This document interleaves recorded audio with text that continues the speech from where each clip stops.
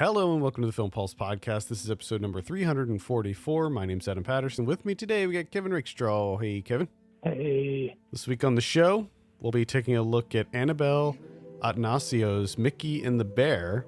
We'll also be talking about something we're watching on the watch list and going over this week's new releases in theaters, VOD, and Blu-ray. Thank you so much for joining us. Remember to please consider reviewing us on iTunes if you get a chance. That'd be incredible. Just a couple housekeeping things. There will be a new Ryan Watches a Movie this week. We had him. He wanted sci-fi, so we gave him a sci-fi movie, a 90s sci-fi movie, so stay tuned for that. And also, shortly after we're recording this episode, we're going to be doing a new Save by the 90s. It'll be our Thanksgiving special. I'm very excited about that. We're going to be talking about 4 Thanksgiving-themed movies that were released in November throughout the decade. One of them is, well, you know what? I guess I'll just give listeners of this show a little sneak peek. So we're talking about Home for the Holidays, which was directed by Jodie Foster. We're talking about the Ice Storm, directed by Ang Lee. We're talking about Addams Family Values, and we're talking about The Santa Claus. That's going to be a little like a transition into the holiday because part of that takes place over Thanksgiving. We're also going to be talking about 2 Thanksgiving specials that were on TV, the Animaniacs Thanksgiving special and the Winnie the Pooh Thanksgiving special that came out in 1998. Very excited to dive into these. This is the first time I revisited the Ice Storm in quite a few years, and I really, really love that movie. Okay. And it holds up great. So it's actually all 4 of the movies that we watched pretty much hold up. Home for the Holidays, less so, but the others hold up pretty well. So stay tuned for that. Don't have a release date just yet, but it's probably going to come out the day before Thanksgiving, Wednesday the 27th. But keep an eye out on our Twitter at 90spod, and we'll have the actual release date, but tentatively Wednesday the 27th for that. All right, let's dive into our review this week. Mickey and the Bear is what we're talking about. I have a synopsis here. Faced with the responsibility to take care of her addict veteran father, headstrong teen Mickey keeps her household afloat. This stars Camilla Maroney and James Badge Dale. I have a review for this up on the site. So Kevin, we'll start it with you. What did you think of Mickey and the Bear? Mickey and the Bear. Yeah, it's one of those indies that is perfectly fine, perfectly serviceable, and that's pretty much it. It kind of has a storyline that pretty much seen before. It's pretty familiar territory that you're dealing with here. I mean, there's some interesting choices being made throughout, but again, for the most part, it doesn't really stand out in any way, like performance-wise, cinematography-wise, storytelling-wise, creativity, any of those things. Like nothing really stands out. It doesn't really take any risk whatsoever. It's just perfectly fine. Yeah, I'm pretty much right there with you. I think that all of the things that you mentioned are good. The cinematography I thought was quite good, and the performances by the 2 leads, Camilla Maroney and James Badge Dale, I thought were also really good. I think Camilla Maroney has a really promising career ahead of her. She was incredible in Never Going Back. And James Badge Dale, when I first saw the trailer for this movie, before it came out, before I saw it, I didn't even realize that was him. I thought it was... I didn't understand that either, because I'm pretty sure I've seen James Badge Dale in things, but this guy was not James Badge Dale to me. Yeah, it was a very, very transformative role for him. It's very bizarre. I don't know who this guy is that's in this movie. Yeah, I thought he did a really, really great job. But I will agree that, like you said, it's all very serviceable. It's a story that we have seen before. I think it's a very gritty and real story. I think it's a story that probably a lot of people can relate to. You have this high school senior who has a potentially promising future ahead of her. She gets into this college in I think it was San Diego, or San Francisco. I can't remember which one. San Diego. San Diego. City College. Yeah, so she gets into the school, she gets the scholarship, but she's torn because her father is knee deep in this opioid addiction, and she basically, I mean, he can't even really function as a human. She has to take care of him every day. And she knows that if she leaves and goes to college, like, he's probably not going to make it. So Yeah. it's a really hard decision for her. Her mom passed away, and so he doesn't have anybody to help him. She's the only one, and often this gets in the way of her just living her life. And sadly, I think that that's probably a very common thing for young people in America. Yeah. Getting stuck taking care of one of your parents, being kind of trapped in that situation, especially geographically speaking, where she's at.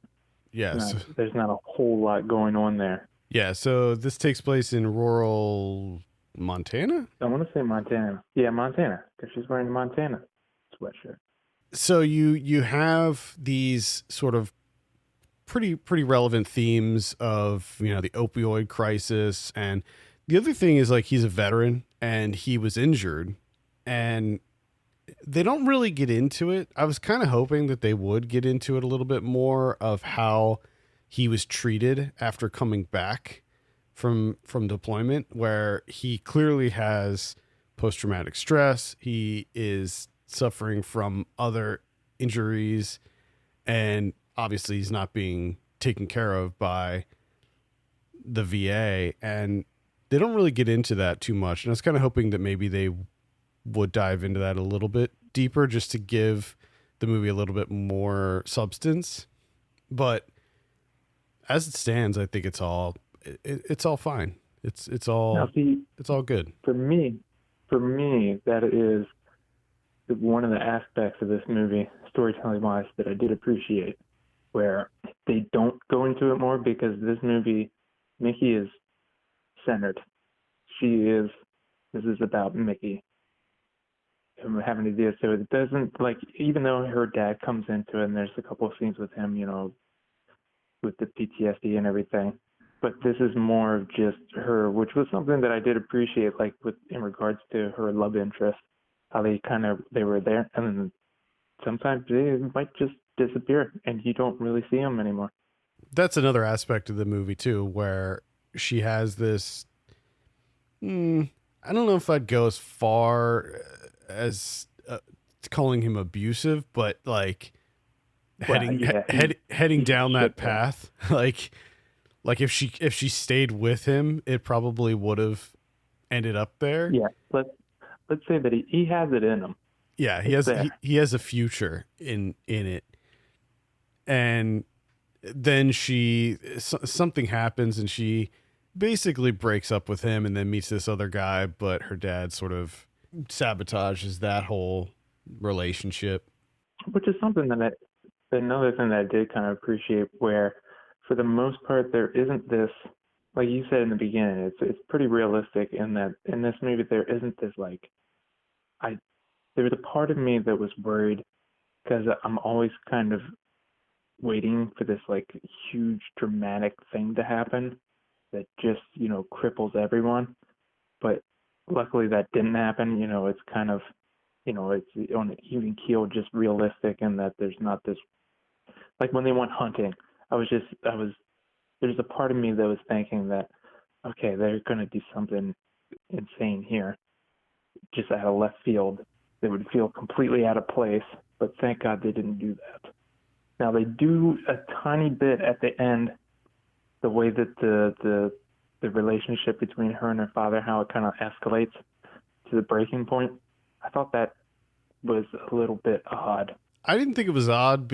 I didn't necessarily think it was odd because I saw the dad character as being a complete wild card from the beginning. Like I was thinking throughout the whole movie, like what you were saying, I think is it is a positive in the movie where she's navigating through her life, and it's not just her dad that could potentially derail her future, right? She's dealing with this boyfriend who is clearly, I mean, she could get pregnant at any moment. Something could happen with her boyfriend where he does something completely horrific. And then, so it seemed like every scene was something being put up against her that could possibly completely derail her future. And Yeah. I thought that was a really interesting way to present her story. And going back to what her dad does towards the end, I was worried that was going to happen sooner. Like there's a scene earlier in the movie when he sort of flips out on her, and I was like, oh God, this is like, they seem too close. Like there's something that's going to happen here. He's going to do something really awful. So I was under the impression that something like that could happen at any moment throughout the runtime. It's like, I wasn't necessarily expecting it to happen, but it was always something in the back of my mind. Like he's a person who's capable of doing something like this. So I was always worried for her. But there had to be something that finally broke her and forced her to make that decision. Yeah. I honestly could have done a lot more of her just doing her job of taxidermy. Yeah. I could have taken a lot more time of that. Yeah, she had a good job. Just it's interesting stuff right there. Doing all sorts of wildcats, deers. Mm-hmm. Like it looked like they were doing an ibex at some point. Like, got all sorts of wild animals in there. Many creatures to be stuffed. A menagerie of dead stuffed animals. Now, what did you think of? So this is I believe it's the feature debut of the director Annabelle Adnasio. How did you feel she did in her feature debut? Well enough. Like I said, everything's fine. Everything's good. But it also kind of feels like a debut, not in that it's, like amateur or anything along those lines. It feels like one of those template movies where it's just like, here's the template indie. You have this person and this person, and there's the conflict and trying to get out of this small town. Your classic poverty porn. It just feels like so many movies before it. It's a decent enough version of that, but at the same time, it doesn't stick out in any way outside of, it's Montana. Okay, that's different. Got some different landscapes, but that's about it, really. I think that a lot of directors on their feature debut tend to have this sort of kitchen sink approach where they have all these ideas and they just want to get everything in there, and they just cram it full. And there's almost too much. There's almost too many ideas happening at once on the screen. And I don't think she falls for that. It's almost the opposite, where she really just strips this story down, and it's a simple story. It's pretty bare bones, but I think at the same time she does a really great job in telling this small slice of life story that I think is not only relevant, but I think a lot of people can probably relate to what's happening on screen. But yeah. I do agree with you that, yeah, it's pretty standard in its overall narrative. But I think that one thing that slightly sets this apart is that, and we talked about this before, there is no big like cinematic plot point that happens, something that sort of breaks the realism of this. There's not any kind of like crazy over the top moments that occur it doesn't build up to that like this massive cinematic tragedy, right, that everyone's got to come back from.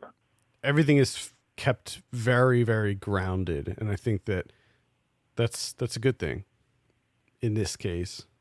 Any final thoughts on Mickey and the Bear? Oh, no. It's pretty good. I would say check it out. I think it's playing in New York right now, and I think that it's going to be out later on elsewhere. Let me just double check. Okay, so it's currently playing in New York. It opens in LA on the 22nd, and then it opens wider on the 29th of November. All right, I gave this a 7.5 I think it was a 7.5 I gave it. Kevin, what are you going to give it? I give it a 6. All right, there you go. That's Mickey and the Bear. Let's move on and talk about some of what we've been watching on the watch list. I think it might be my turn. Go for it. We'll start off with an action movie called Reborn. This is directed by Yuji Shimomura. Excuse me. This was billed as the Japanese John Wick. And I was like, all right, let's see what this is all about. Is this the Japanese John Wick?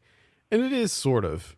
It's got some really, really awesome, really great choreography, intense action moments. Storyline is fine. It's serviceable. It stars Sakaguchi, who you may know from Versus and Azumi, and I think more recently he was in Why Don't You Play in Hell. I feel like it's been a while since I've seen him, and so I was happy to see him go back to an action movie, and he basically plays this super soldier. He has the ability to dodge bullets in this. Like they don't tell you, like he's not like injected with, there's no sci-fi elements. He's not like injected with a serum or anything like that, but he's just such a badass that he can just dodge bullets like it's nothing. Why not? Yeah. Really intense, bloody. There's a decent amount of practical effects in here, some CG blood going on, but not a lot, not enough for it to really bother me. So I would recommend checking out Reborn. This is on Shudder now. This just came out on Shudder this week. It says it says 2016, but I don't know. I guess it just got released here in the States in like a proper way. So yeah, check it out. It's, if you're looking for some really intense, visceral action, lots of craziness going on in this. Reborn. I think you dig it. Yeah, it sounds up my alley. Yeah, or at least enough to check it out. Yeah, I'm gonna keep it on the list for Ryan. I think he'd be into this one. There we go. I saw Burning Cane. Oh, okay. Yeah. Came up on the Netflix there last weekend. I know you're excited about this one. Doing birthday stuff, watching Burning Cane. Yeah. This is from Philip Humans. So this is the guy, the 19-year-old. Yeah, 19 years old. His movie wins Tribeca, right? Tribeca. Mm-hmm. One of those New York things. Yeah, it's Tribeca. So, I didn't know. Like, okay, I knew he directed, but I didn't realize that he was all, the writer. He was also the editor. He was also the cinematographer. So he pretty, kind of the whole thing there, whole kit and caboodle of Burning Cane. Now, this is relatively short, and I can see this going either way for some people. I can see this being, because there are points where it kind of feels like a short, just kind of stretched out, and then on the other side, if you're into it, I think it really works well because it has this feel of just kind of in and out.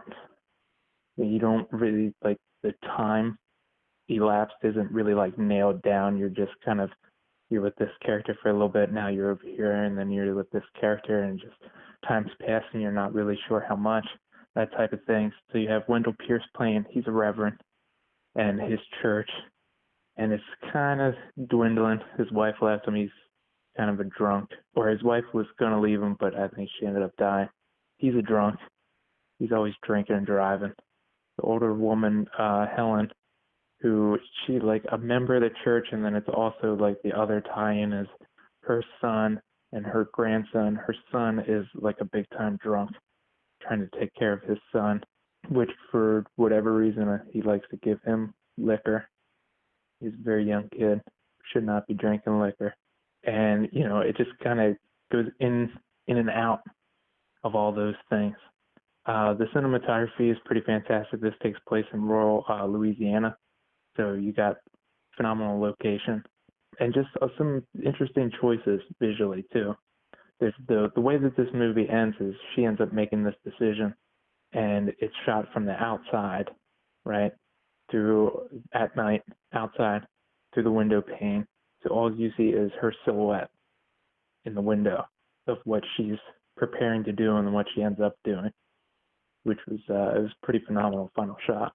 Yeah, I definitely plan on seeing this before the end of the year, and it's on Netflix. Burning Cane. Yes. Is it a Netflix original? I don't think it is. No, because it was Ava DuVernay's company bought it. Oh, they're the ones that picked it up. The Array. Array, yeah. Got it. Okay. I saw the Daytrippers from 1996. This is directed by Greg Mottola. Oh shit! We were looking to watch this last night. Oh yeah. Yeah, because were you watching it because of Thanksgiving? I wasn't actually. I mean, I it's just a good coincidence. It just came out on Criterion. Yeah. So I did a review for the Criterion version of this. Oh, I gotcha. And so this is Greg Mottola's directorial debut. It stars Hope Davis, Parker Posey, Liev Schreiber, Stanley Tucci's in there, and Mira. Oh, and Mira is so incredible in this movie.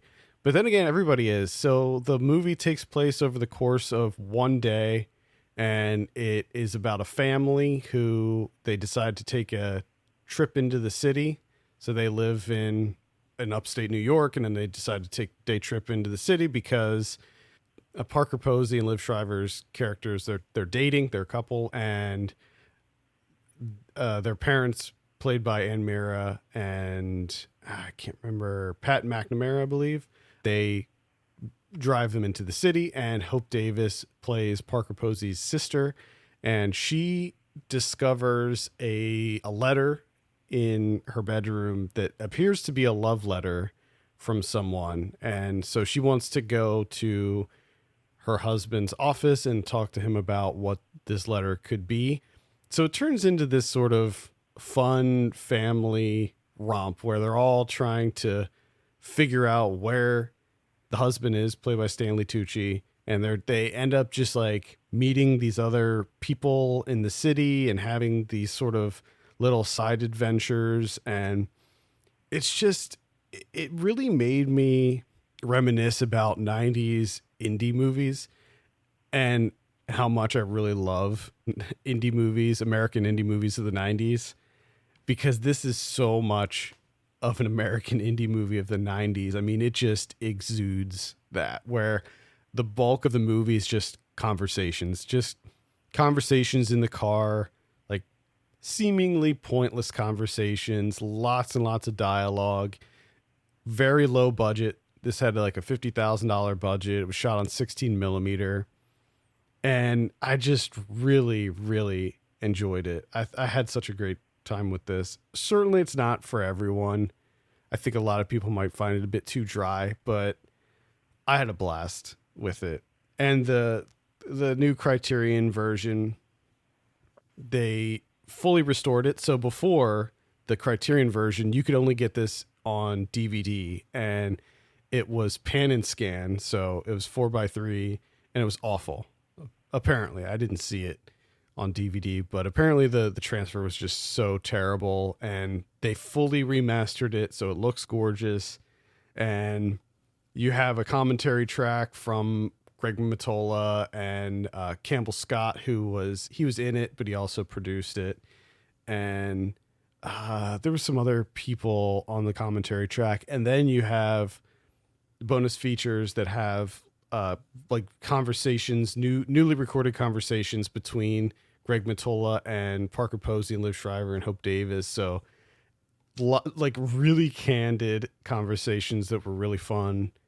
So yeah, highly recommend checking out the Daytrippers. And it is, as you said, a Thanksgiving movie as well.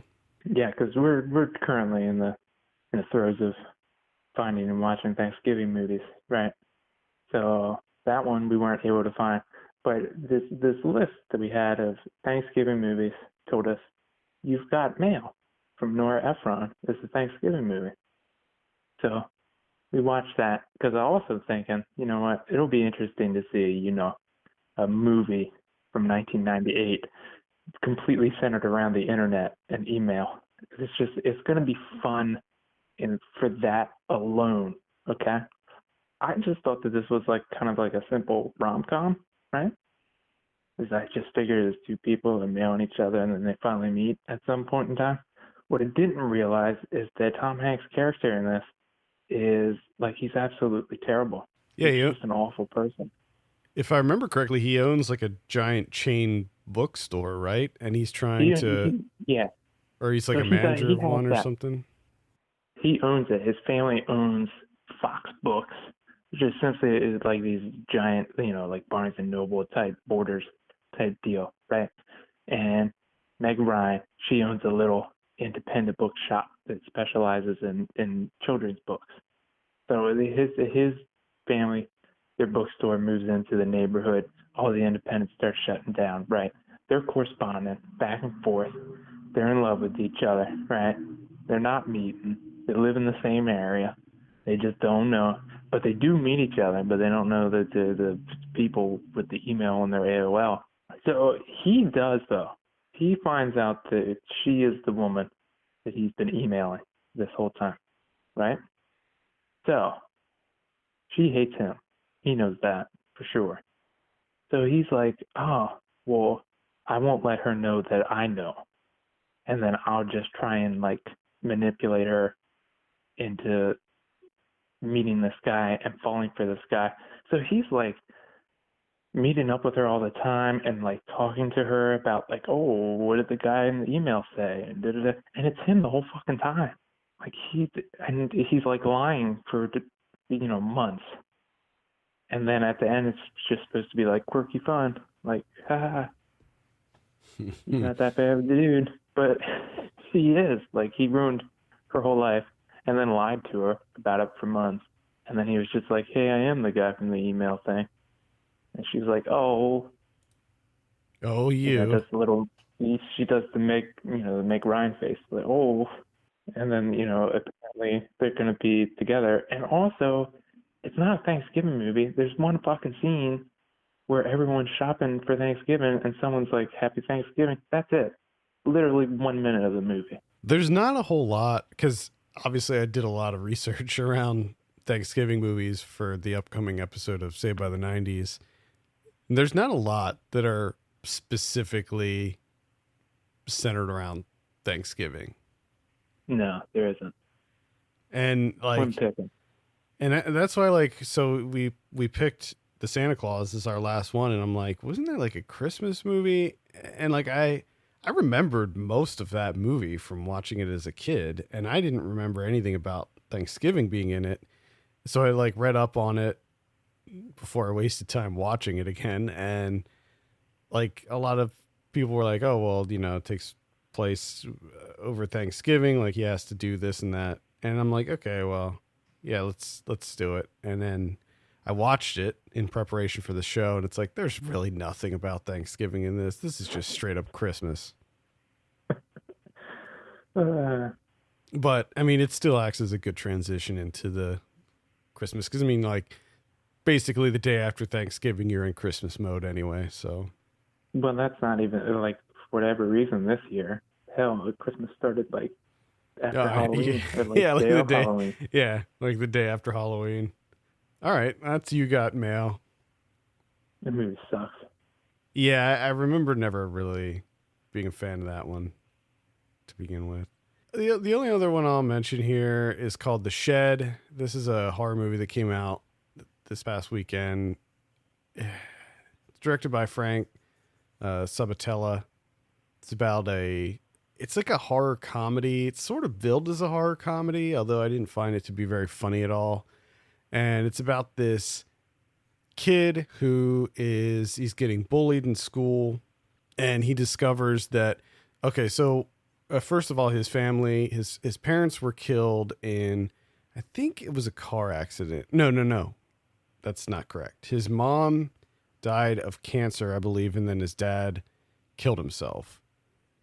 And he's living with his grandfather, who is kind of a dick, kind of abusive, and so he has a pretty shitty life. And he discovers that there's a vampire living in his shed.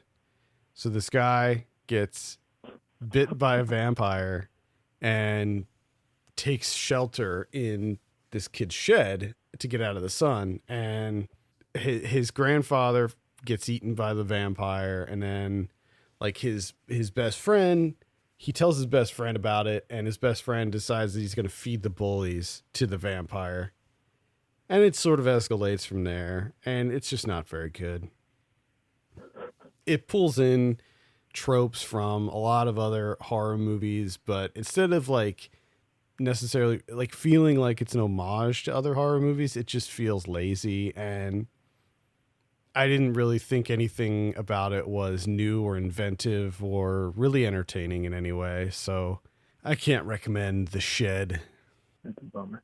I do have a horror movie that I can recommend, and I mean this happened a while ago, but I just want to talk about it because I loved it so much. That's Black Christmas. Oh hell yeah! 1974, Bob Clark. I've always heard really good things about Black Christmas, so finally, it's up there on Amazon Prime. I said I'm doing it. I mean, it was after Halloween, so but I was like I wanted to watch it for Halloween. Didn't get to. I'm going to make it happen. So I finally watched this thing, and oh my goodness, this movie is so good. Everyone's right. Not often that happens. Everybody was right. It's disturbing. It's unsettling. It's just kind of bizarre in its structure and the way everything, plays out. The decisions being made, like, mixing the point of view stuff in there and the breathing. The guy just breathing like crazy all the time. And then the phone calls that he would make are just really disturbing phone calls. I don't know exactly what's going on there. And that was my favorite thing about this movie is they don't explain any of it. Nothing. Who the dude is? Nothing. Why he's saying what he's saying? Nope. Why he's there? Why he's making phone calls? Why he's doing anything? Or who he even is? Nothing. He's not going to tell you shit. Right? Shit's just going to happen. And then we were talking about it, in the Halloween episodes with the bleak movies and evil winning. This one's bleak.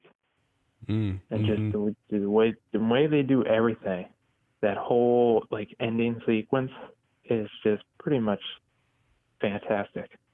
And it also just shows you like the ineptitude of most of the men in that area, especially the ones on the police force.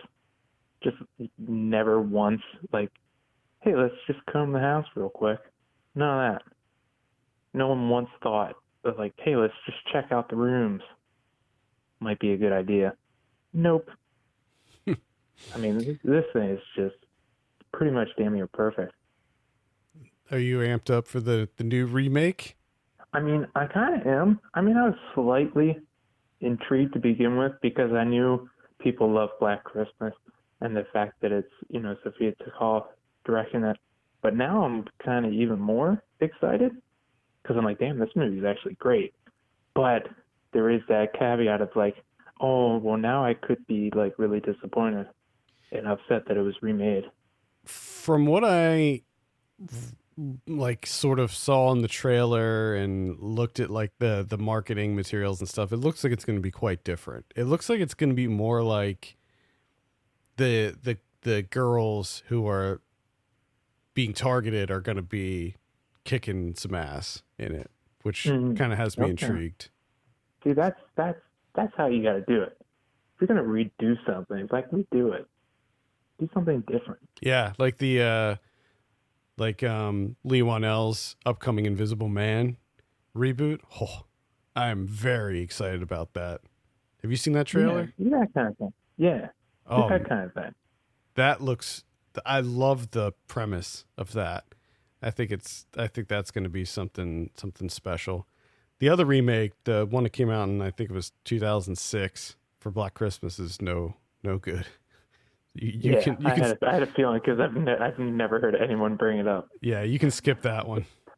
I mean, it was everyone just agreed. I think if it wasn't a Black Christmas remake, it would have been fine. Like, it would have been a serviceable slasher movie, but because it is a remake of a classic, that it was held under more scrutiny, and it was just like the ending. They changed a lot of things with it, and it just didn't. It wasn't nearly as good. That's the thing. Like, if you're gonna do essentially the same thing as the 1974 movie and just, I guess do it in the present day of the time, like, why? The 1974 movie is pretty much perfect. So just try something else. Yeah, exactly. Do something else.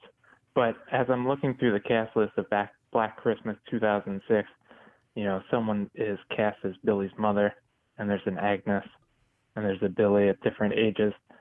Don't do that.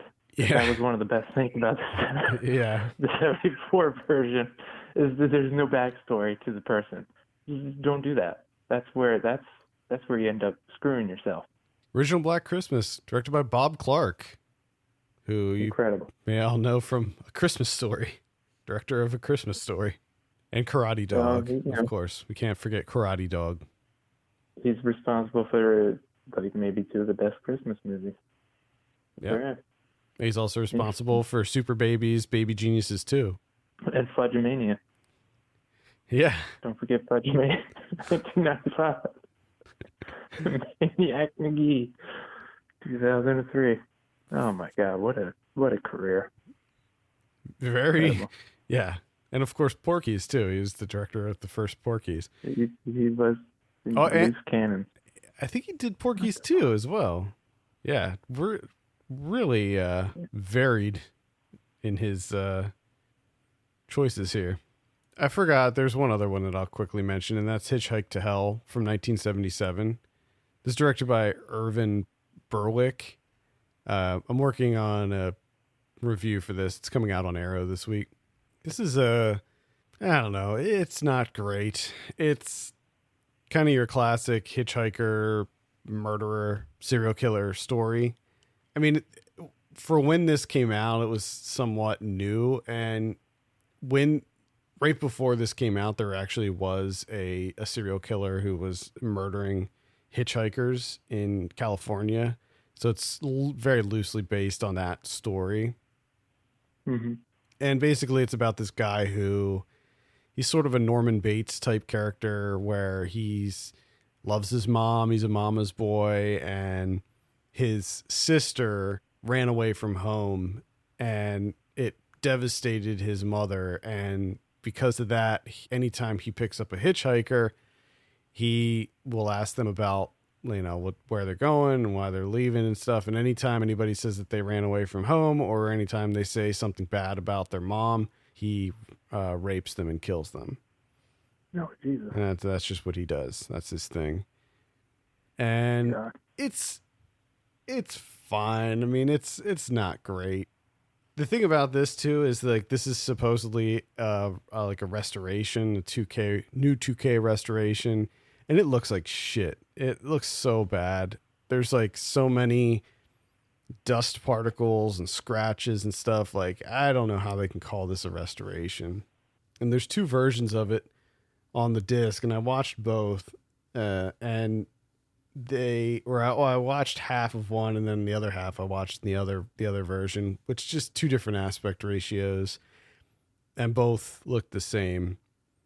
And I don't know. It's not great. That's Hitch Hike to Hell. All right, let's take a look at what we have in theaters this week. Frozen 2 is the big one. You excited for Frozen 2? There you go. That's it. That's your weekend sorted. Have you seen Frozen 1? No, no. Neither have I. I saw parts of it, but not the whole thing. I don't know. I was briefly.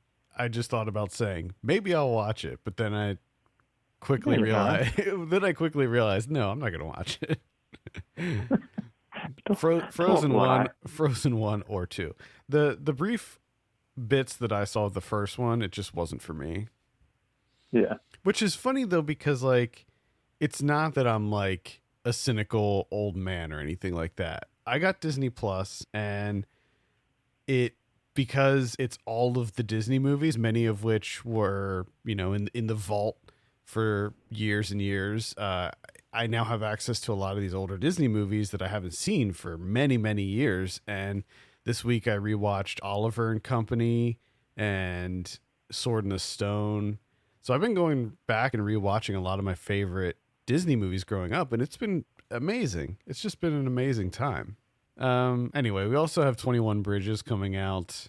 It's the one with Chadwick Boseman, the cop thriller. Mm-hmm. We also have A Beautiful Day in the Neighborhood. That's the Tom Hanks, Mr. Rogers biopic. Heard a lot of really great things about that one. Mm-hmm. Who directed that, just out of curiosity? Mariel Heller. What else? Okay. What else did she do? Oh, she did Can You Ever Forgive Me? That's what she did. Yeah. Which I never saw, but I heard good things across the board about that one. Yeah. Same here. Same here. It's on the HBO Go, so Well, there you go. should do it at some point. Yeah, I'll be seeking this one out. I'll certainly be watching it before the end of the year. We also have Shooting the Mafia. Mm. It's about a photographer in Italy who began to document the mafia and sort of the target that put on her. Mm. Looks pretty good.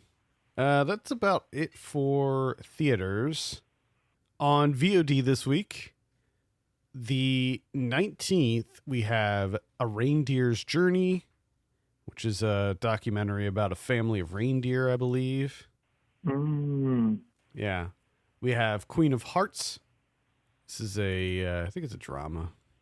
We have Angel Fish. This looks like another romantic drama. Starring Princess Nokia. Mm. Okay. Takes place in the Bronx in 1993. Oh boy. You know that Top that seems like something that I'd be into, but no. top of the watch list. Nah. We Believe in Dinosaurs is also coming out on the 19th. This is a documentary about that Noah's Ark thing. What the hell's that geez. What the hell's that place called? Yeah. That I think music. isn't it just called I thought it was just called Noah's Ark. Nah, it's called like the Creation Museum or something like that. I can't Oh remember. yeah. On the 22nd, we have 3022, which involves a group of astronauts living in the haunting emptiness of space. They awake to find Earth has suffered an extinction level event. So it's about a bunch of astronauts living in space, and then they realize that everybody on Earth is dead and they're the only ones left. Wow. Omar Epps. Yep. And then Miranda Cosgrove. Yeah, this is one of these Saban Films titles. So that should clue you in on as to the quality of these Saban Films titles. Yeah, that's pretty much it for VOD. Blu-ray this week, we have the 4K release of Suspiria from 1977. The Whole 9 Yards from 2000 is getting a Blu-ray release. Why? Oh God. Who's picking up The Whole 9 Yards? It was a pretty popular movie when it came out in 2000. Remember, and then they made the sequel, The Whole 10 Yards. But Classic Bruce Willis, Matthew Perry combo. I just want to know how many of these they're going to sell. I need to know. Not many, but just for preservation's sake, I'm glad that they are doing it. We got Scarface from 1932 coming out on Blu-ray. 3,000 Miles to Graceland from 2001. Oh, man. That's even worse than the whole 9 yards. Oh, my God. We saw that. We saw that in the theater. Yeah, we saw it together. The thing I'll never forget about 3,000 Miles to Graceland is the scorpion fight at the beginning. Remember that? And it was all done in CG, but they all look like robot scorpions. It looked like Transformers, that show Beast Wars that was out during that time, where they look like robotic scorpions fighting. Oh, God. What a really bad movie that one was. Mm-hmm. The Fan from 1981 is coming out. American Me from 1992. I believe that's a Shout Factory. Rock and Roll High School from 1979. Looks like a steel book. 40th anniversary edition. Yeah. I can't believe 40 years since that movie came out. That's wild.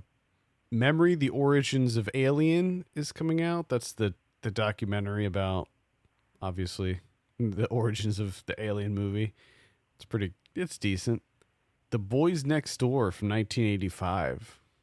The Perils of Gwendolyn in the Land of the Yik Yak from 1984. The Perils? The Perils of Gwendolyn in the Land of the Yik Yak. Wow. Tony Katane. This is a Severin Films release. Wow. The director's name is Just Jackin. Oh, my goodness. Yeah, the plot keywords: black panties, breasts, thong, prostitution, prostitute. Gwendolyn arrives in China in a box. Okay, well, this is going on my watch list for sure. I have to see what this is all about. Wait, what? Do you mind if I read the synopsis real quick? Oh, go ahead. Have you read it? Gwendolyn arrives in China in a box and is helped out of her immediate predicament by a female contact and a devil-may-care adventurer. She's on a mission to find her father, who was last seen searching for a rare butterfly in the land of the Yik Yak. They confront the evil Cheops, I guess, in an attempt to find Gwen's lost father and the butterfly, and face many other challenges to their mission. That just sounds ridiculous. Yeah, I have to see this. I have to see it. Apparently, the Blu-ray has 2 different cuts of the movie on it, too. So, there you go. Wow.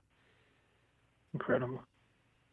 Hitch Hike to Hell is coming out. It's from 1977. That's on Arrow. Jawbreaker from 1999 getting a Blu-ray release. I like Jawbreaker. It's good stuff. Blinded by the Light from earlier this year. Shout Factory is releasing Chuck Berry, Hail Hail Rock and Roll from 1987. Someone Behind the Door, starring Charles Bronson. That's from 1971. The Divine Fury from earlier this year. I was a little meh on that one. American Dreamer from earlier this year, starring Jim Gaffigan. Oh, is this the one with the exploding car? Mm-hmm. Yeah. Yep. Yeah, buddy. It looks like that's pretty much it. What about Criterions this week? Oh, we have a double twofer. Got Cold War from 2018, 4K. And then, I got some of the interviews, press conference from Cannes, a couple making of type things there, new subtitle translation. And then Betty Blue from 1986. Also, a couple of those making of docs. This is not a 4K, though. It's just a high definition digital restoration. Some interviews, a short film. Did you see that Roma is coming out on Criterion? I did see that. What do you think? I guess that's fine. Good for people to have it on a physical copy. Yeah. First Netflix movie that's going to be on Criterion. I think it's a good choice. Sure.